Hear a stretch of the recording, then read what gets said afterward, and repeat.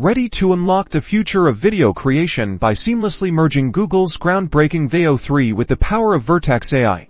First, navigate to the Google Cloud Console and type Vertex AI. In the search bar, select Vertex AI from the results to access the platform. Once in Vertex AI, look for the Models or Model Garden section. This area contains a curated collection of pre-trained AI models, including Veo 3. Locate Veo 3 within the Model Garden. Click on the Explore button to view details about the model's capabilities, its intended use cases, and required resources. Carefully review the model details, paying attention to supported video resolutions, input parameters, and example prompts. Also, understand the pricing structure or resource allocation needed for running Veo 3.